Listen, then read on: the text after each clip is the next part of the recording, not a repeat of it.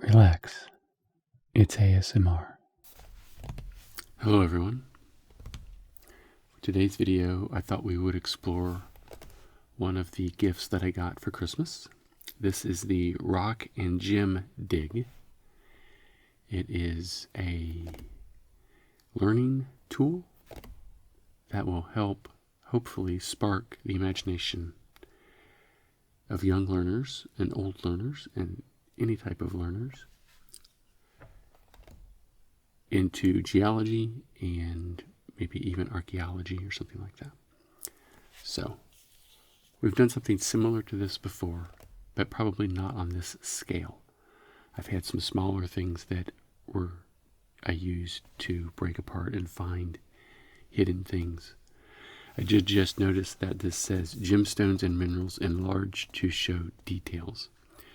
So I imagine we're probably going to find some pretty small chunks of things inside of this brick of, I assume it's sand, but we'll see. So the only way to do that is to start opening it up. So let's get this in here. There we go. Slide that along that edge.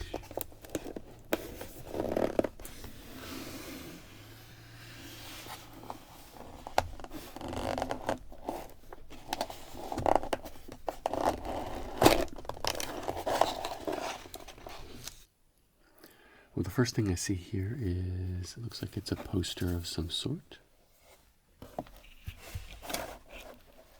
And then inside of this is the tools.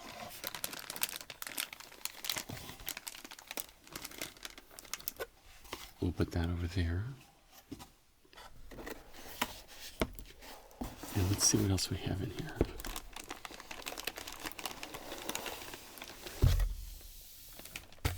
We have a brick. And that's it. All empty.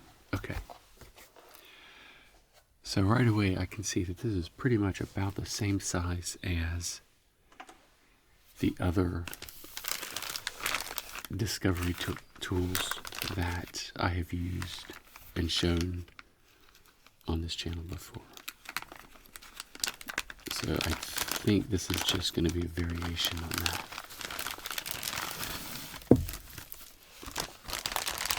It's packaged a little bit better.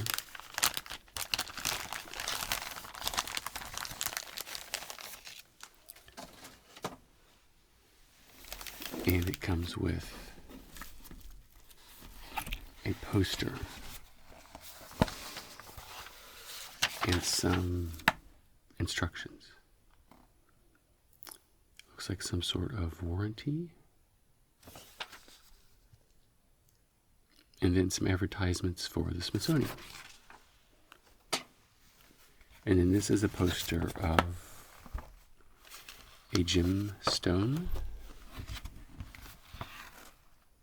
Tiger's eye. Physical properties of minerals that are commonly used to identify them are hardness, cleavage, color, streak, and luster. Hardness is tested by seeing if an unknown mineral can be scratched by a material of known hardness. Cleavage, how a mineral breaks when it is struck by a hammer, can help you identify it. Color, although it is most striking feature of most minerals, color is not a reliable characteristic. Streak, a color of a mineral's powder left behind after it has rubbed on a piece of white unglazed porcelain is called streak. Luster, the way light is reflected from the surface of a mineral is called its luster. That's pretty cool. And then the other side of the poster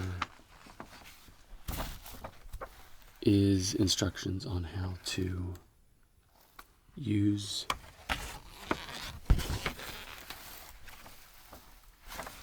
what we just have. So we have the goggles and the mallet and the dowel and a streak plate. a sand block, which does not look like that. A sand brick would probably be more accurate. Magnifying glass and a small pouch to keep what we find in it. Set up a clean area with a hard, flat surface where you can work. Cover the area with newspaper to protect the area from dust. Have all your tools handy. Place it flat on the table. When you begin to see a gem or rock through the sand, keep going and dig around and on the sides of the gem or rock. Once you have freed the gem or rock, you may want to use a bowl of water to rinse the remaining sand from it. And then we can identify what we have found using these instructions down here.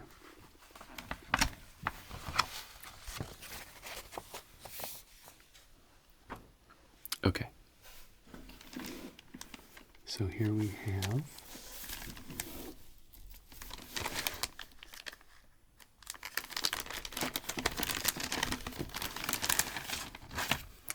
a nice long wooden mallet, magnifying glass, a wooden dowel, and a piece of porcelain to do a streak test on. Did not know about that. That's pretty awesome. And then we have a separately packed magnifying glass to keep it from scratching.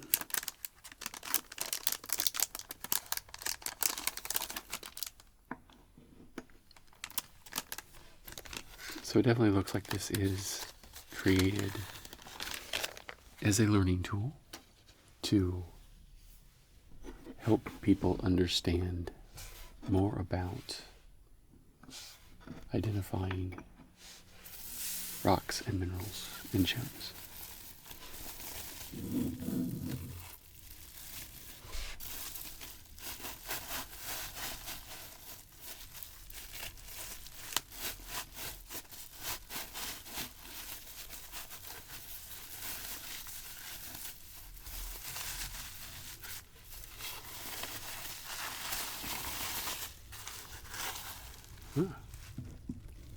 Has the mark of the Smithsonian Institute on it. Very fancy. Okay. Well, what I'm going to do is I'm going to move the camera down. This is significantly smaller than I anticipated it being. And then we'll pick up from here. Okay. So now I think this is a little bit better setup for doing this work. I moved the camera closer and I put down a towel to help catch any of the sand and dust that will probably most likely come off of this. And I also got an ice pick. I think that's going to be better. This table that this is on could act like a resonance drum if I was striking it, and especially with this dowel here, I think that would not be very conducive for relaxing ASMR. So I got something a little bit sharper. We're going to see how this does in more like scraping and removing than busting this up. So we'll see. This may be a giant fail, and I may not post this video, but we'll see. It should be fine. So I like the fact that it has this logo on it. It seems like it's a substantial brick. It seems to be much more like a plaster than the compressed sand of the other things that we have worked with like this. So let me see how easily I can scratch this. Okay, yeah.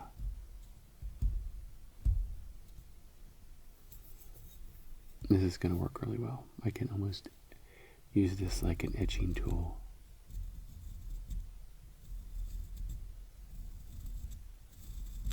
Scratch into it.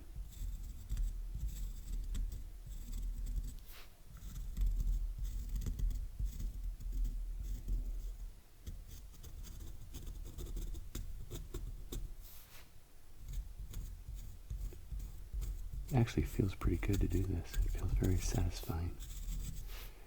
It gives just enough resistance.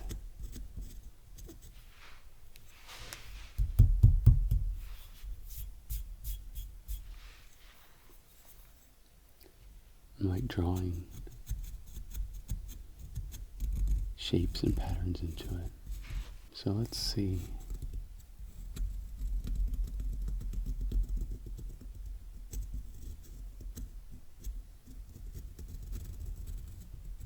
How we can use this to our advantage.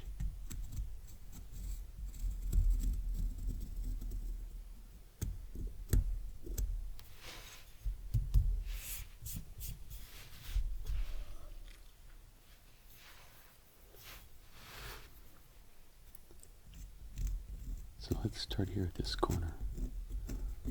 Start to make some deep gouges into it.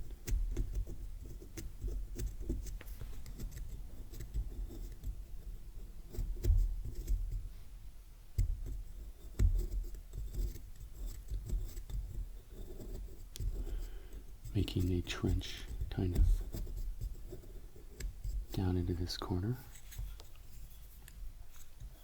Then we can kind of break off chunks like that.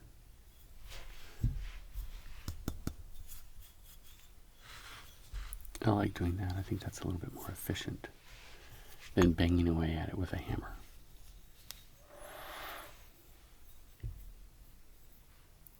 So let's see. We may be able to take off this whole corner here,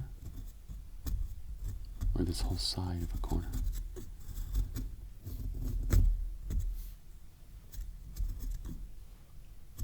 Dig down fairly deep into it.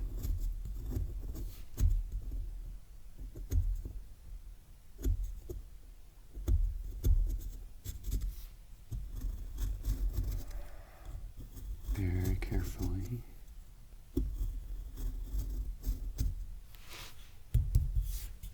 I assume that the rocks and minerals and gems in here will be harder than this stone by a significant portion. So I don't have to worry about scratching them if I come across them. But maybe that would be a problem. If I can push down into this. There we go. Pop that right off like that. Perfect. It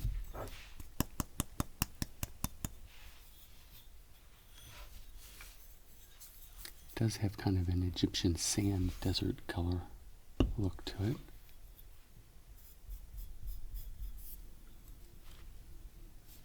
So, now that we know that that is effective, let's use this other line that I created to break off another portion.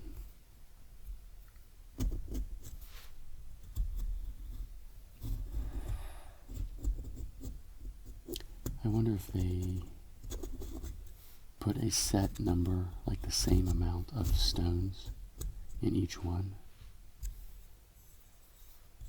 I imagine they would have to guarantee that you had a variety, that it's not just random.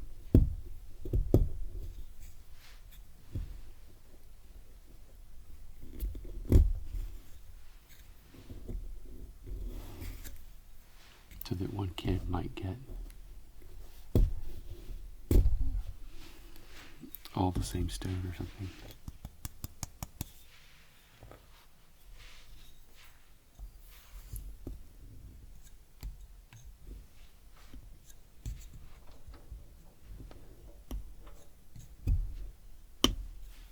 Pop that out there like that.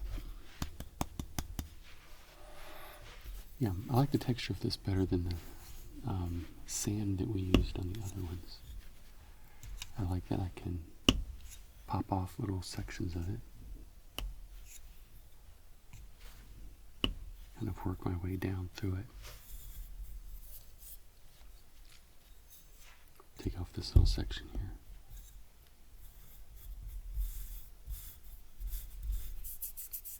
Yeah, it's a plaster type. Probably dried a little bit in a kiln.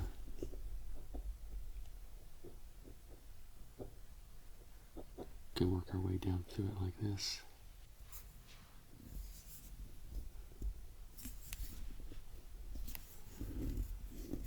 Probably not how actual geologists do it, but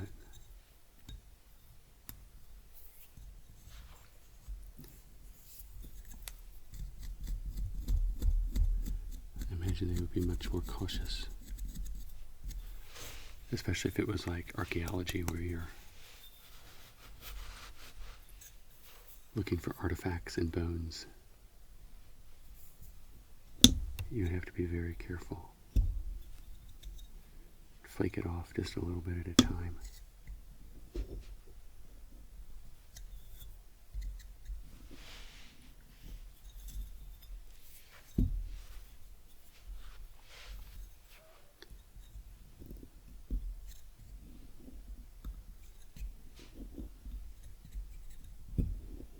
This takes patience, that's for sure.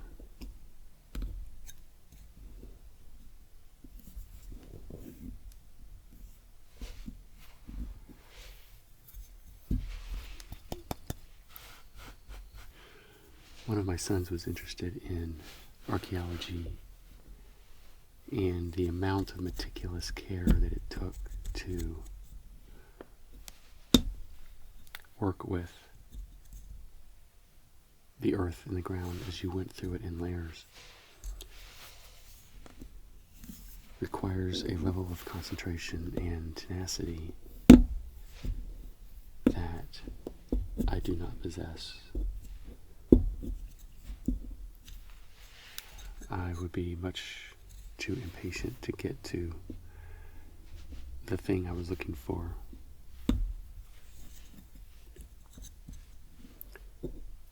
And I would probably do damage by going too fast.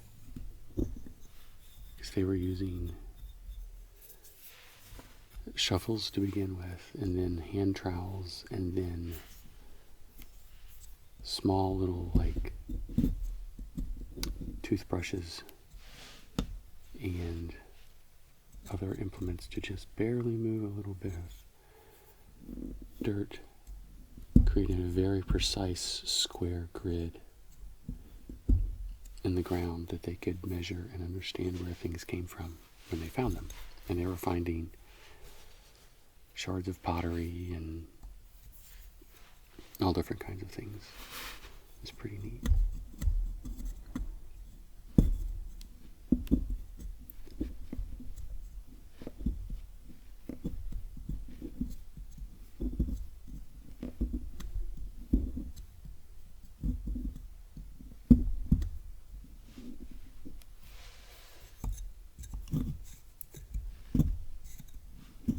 This is kind of like unwrapping a present.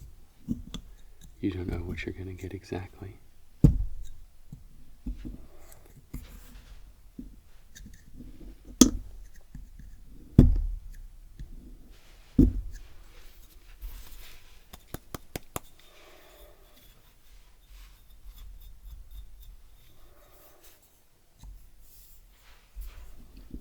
And I don't know how many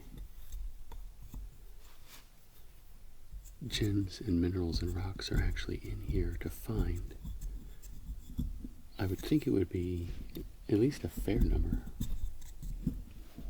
Maybe 10, 8, something like that. Because you wouldn't want the person to be completely frustrated and dig through all of this and only find like 2 or 3 things. So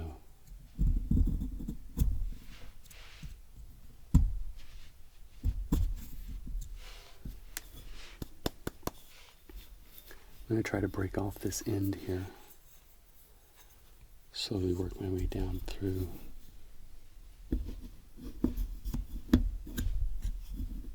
These different layers. I think this ice pick is working pretty well.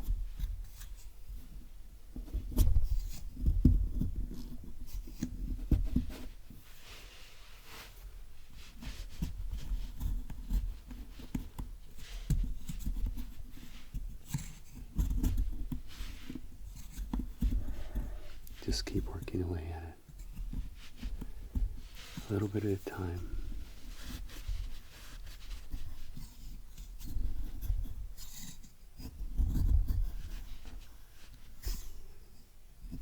vertical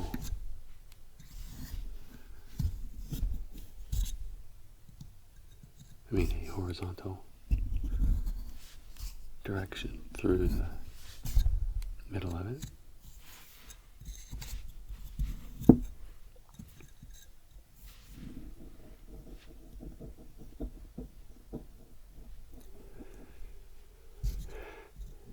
And now make some vertical holes, kind of like perforations.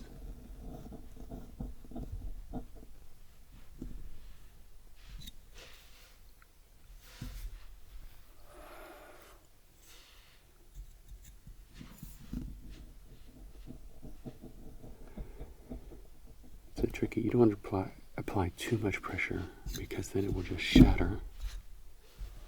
That's what you want, just a general release. Okay, looks like we have a little bit of a difference in color here. I don't know if you can see that.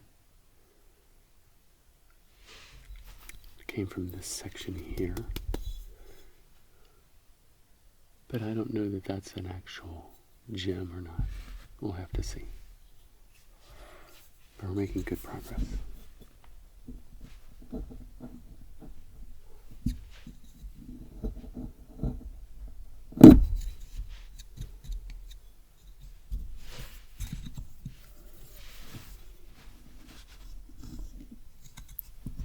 Start just digging in here.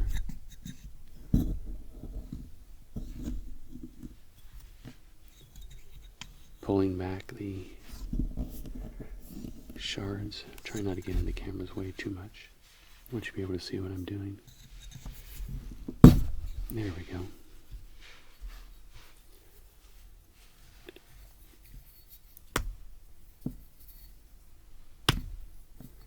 Then we can just break the corners off of them at least. So, okay. It's a little messy, but not too bad. We'll put those up there.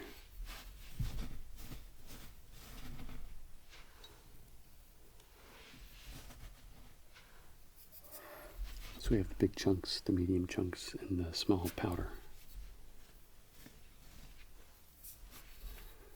Okay, well, I don't know how small they are to know if there's actually something in here. Let's see.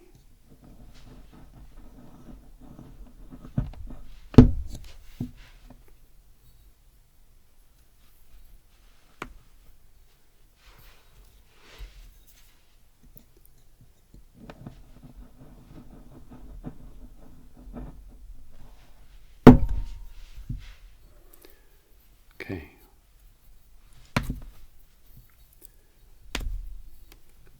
Well, I'm assuming not, unless it's like encapsulated perfectly inside of that. I'm not going to get down to that level of detail yet, unless we go through and don't find anything. Okay. Let's see. Let's go this way.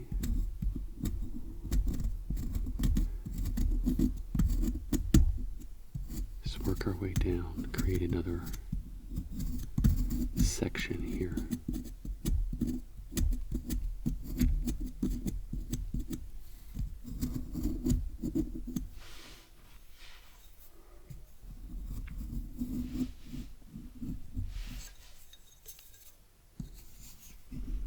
Coming at it from this angle seems to work pretty well.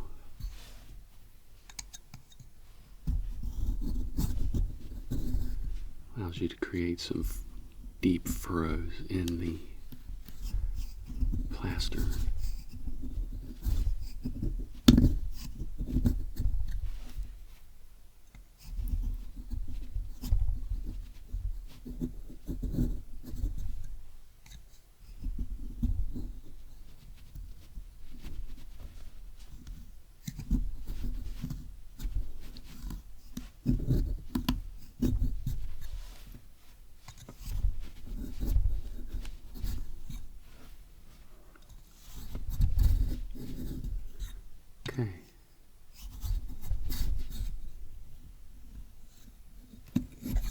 me some wiggle room here.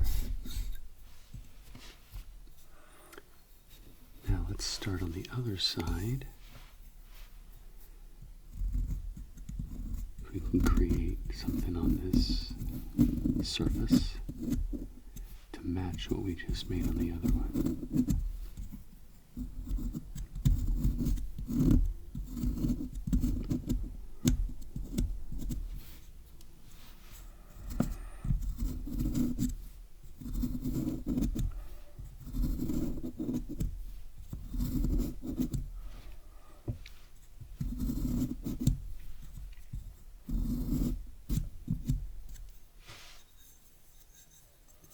Okay.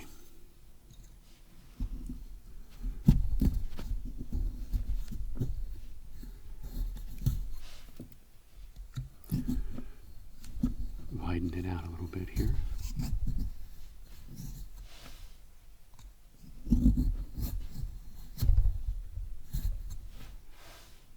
I don't know how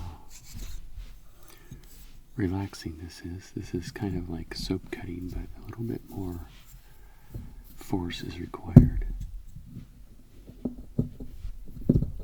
to make sure that you're actually being effective.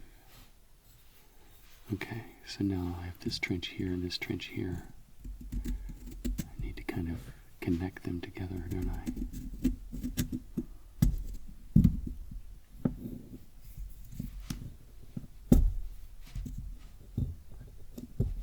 Work our way down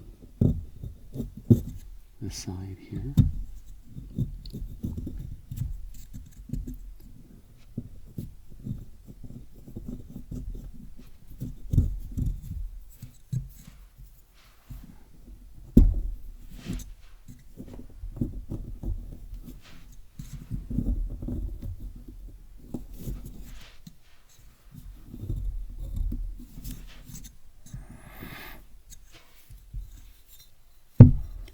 And we'll do the same thing here. This one's lined up a little bit better.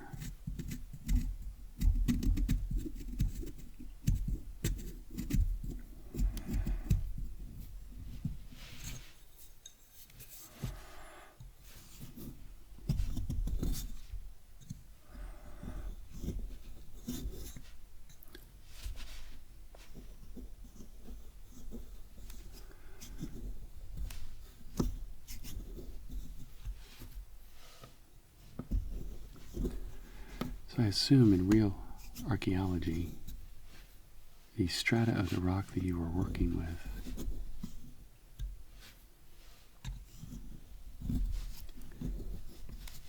makes a big difference in the kind of progress you can make.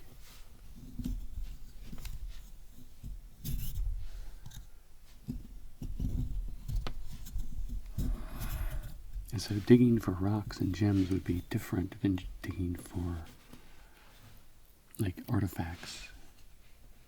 Because artifacts are going to be generally found in softer materials like muds and sandstones and things that have built up over time, as opposed to actual granite or something like that that's come from the Earth's surface. Okay, so nothing peeking out so far.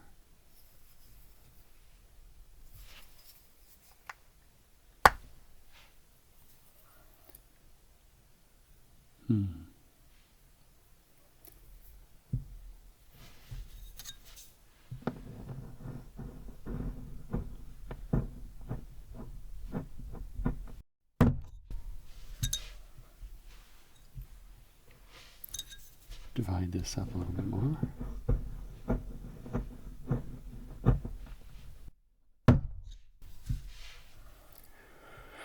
Well, we're about a third of the way through it. You would think we would have found something by now.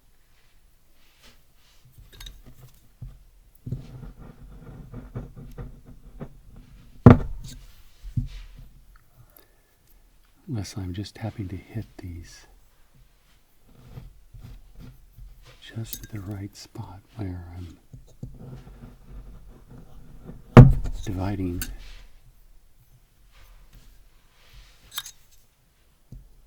each gem up into its own little space.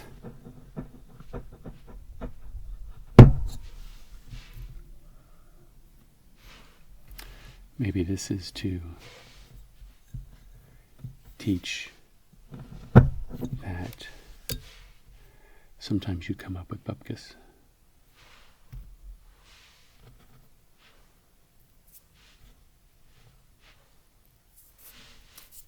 Okay, well, I don't see anything in that surface either that would tell us that we are close to anything. I'm glad I put this towel down. So let's start on this end. Do the same thing.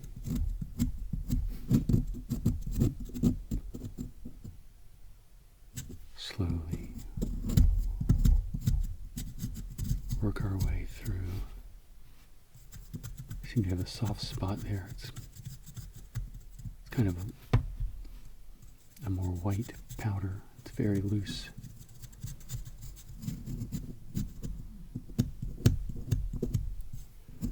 I don't know if that means we're getting close to anything or not.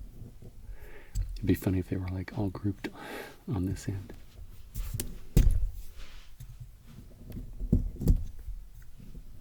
I do find this quite therapeutic to actually do. I hope that it's relaxing to watch, that the suspense of what we're going to find is not too distracting.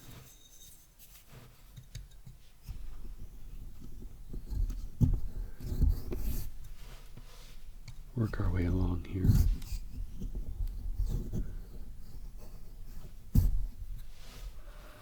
I hope we find an actual stone that's at least of a decent size. I hope they're just not little chips. That would be really disappointing.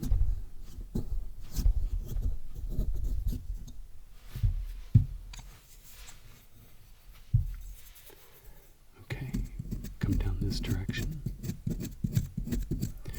So I don't know if you can tell, but I have a little bit of a cold that I am working my way through. It's not too bad, it's just some congestion, and I'm actually doing this video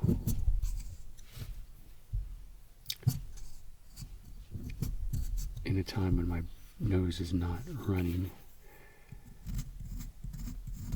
I've had some videos that I've done and I haven't really had a cold, it's just my nose has been running, and you don't think about it while you're actually talking.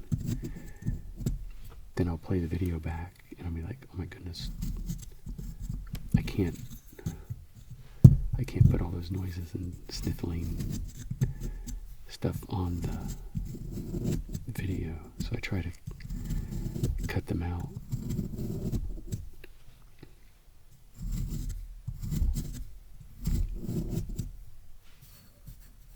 You think that might be a stone right there showing through? Or that's just a rub? No, that's just a spot that was rubbed. Oh well.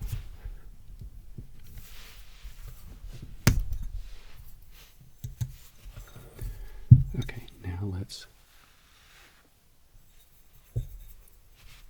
connect these things here.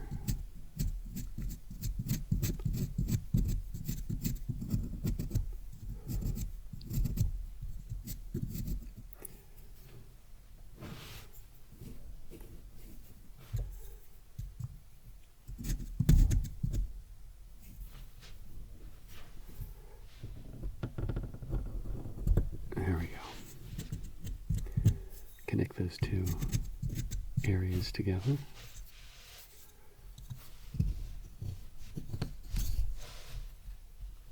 I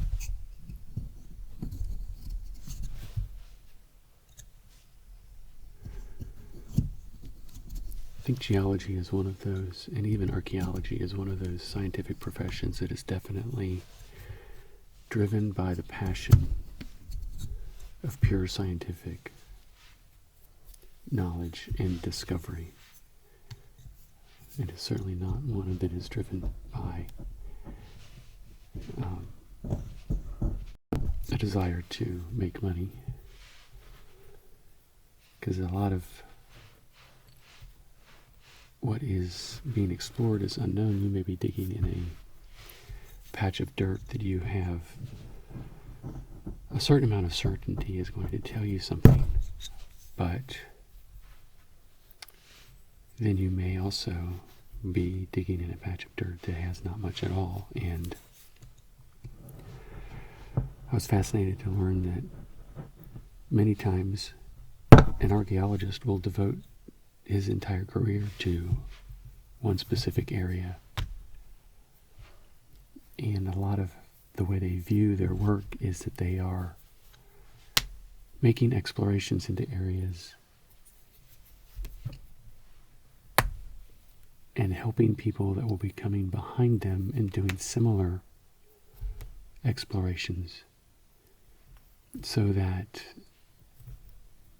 they are basically doing preliminary research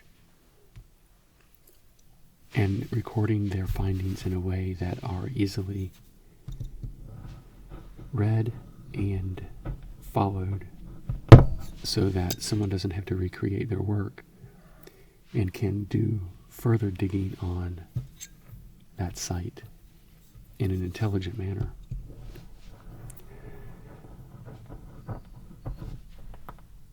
As opposed to, I'm going to find this great thing or this great object, and that's going to build my career. If that happens, that's great, but I did not understand it until we kind of got into it as a family. So, still nothing poking out.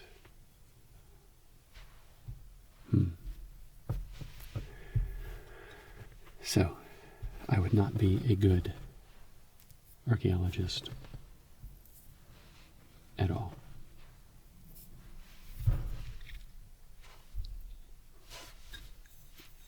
I can't even find stones in a brick when it's put right in front of me. So, let's see here.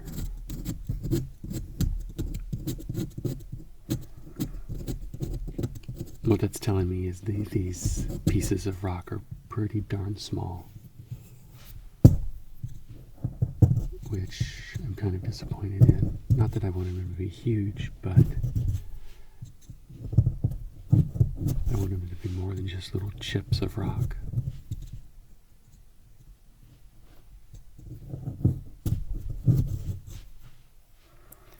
But maybe they all settled to the middle or something when this plaster was put together.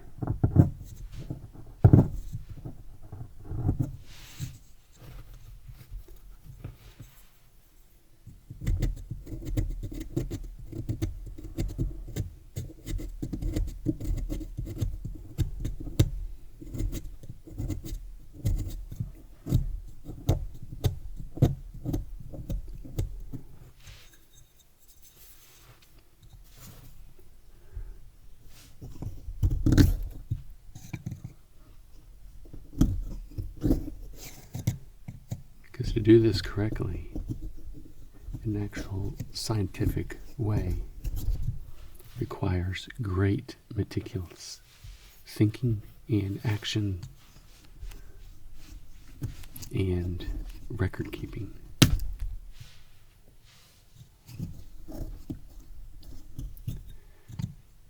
Everything has to be put in little bags and labeled and marked and then recorded into the database. I don't know how much actual speculation they do, like saying what it is. I would imagine that would come much later, once a place has been excavated pretty thoroughly. Then you can step back and get a bigger picture as far as what's going on. It'd be like trying to understand what a puzzle was just from the first few pieces. You've got to make sure you've got a significant portion of the puzzle put together before you can start to try to see what it's about. Because In archaeology, there is no box cover to look at.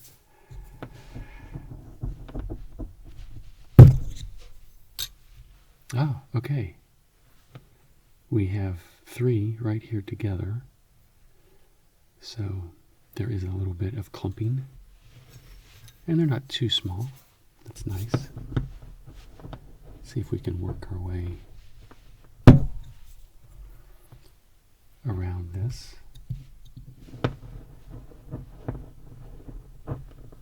Let's pop off some different areas here.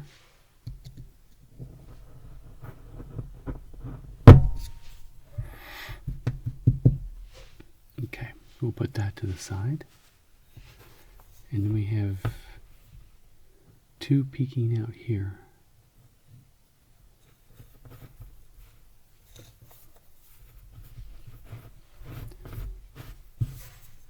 So we'll do another.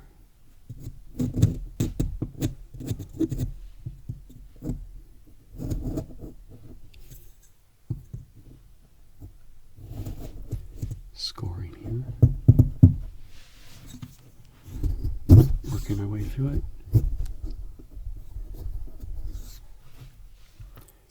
Try not to get too impatient.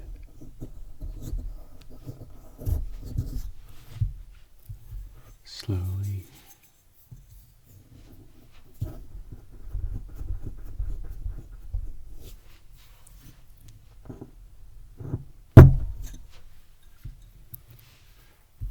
Okay, yep, definitely a lot of clumping.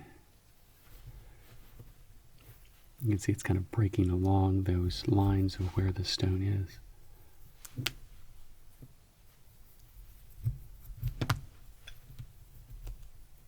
Ta-da!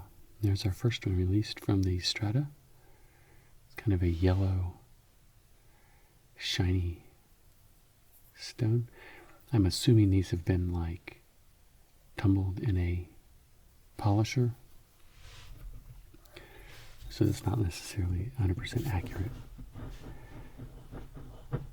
as to how you would find them if you were actually digging for them, but it's okay. Okay. I'm going to put this over with this one here and keep them together. They were all hiding underneath the Smithsonian logo.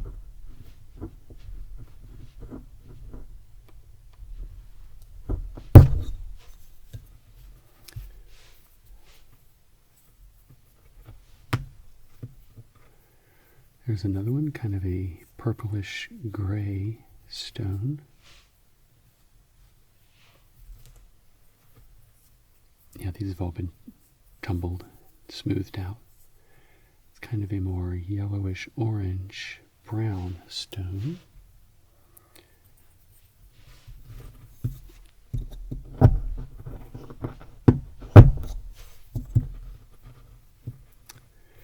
A dark brown stone. Another kind of blue-gray. I think these are pretty similar. These look like they're the same type of stone.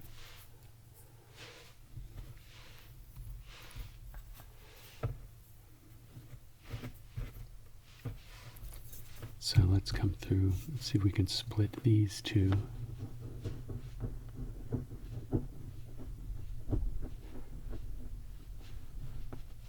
Pretty easily.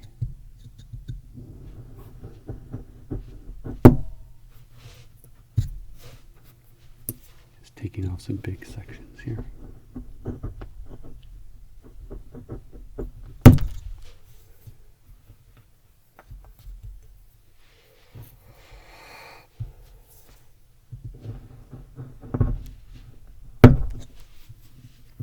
Once you kind of understand how the plaster breaks, it's a lot easier to work with. Okay, this is kind of a dark khaki brown stone. Just a little chip of it there.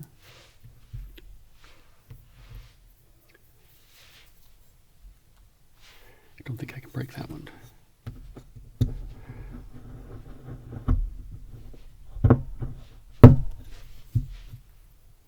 Okay.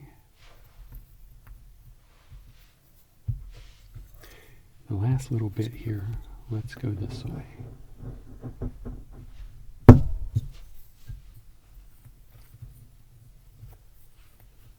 Okay.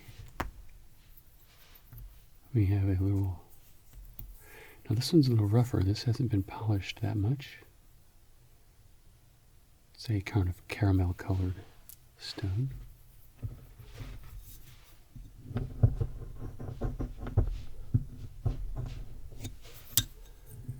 Another dark gray. This was hiding right underneath the surface, wasn't it?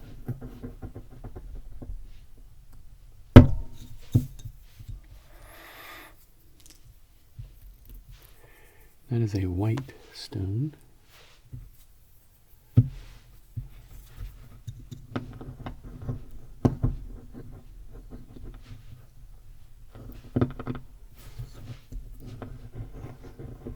Let's make some perforations here. At least you can kind of rely on it breaking along the edges of the stones if they're going to be in there.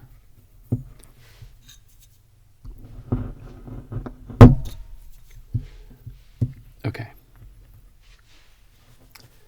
So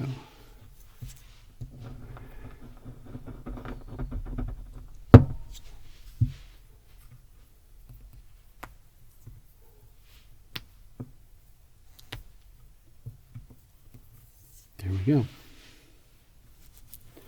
There may be a few more hiding in here, but I think we've got a little handful of gems and stones. Maybe I'll do another video where we identify what they are. So, thank you for watching, and please subscribe if you haven't. I will be making more videos, and if you have subscribed, thank you very much, and I will see you all in my next video.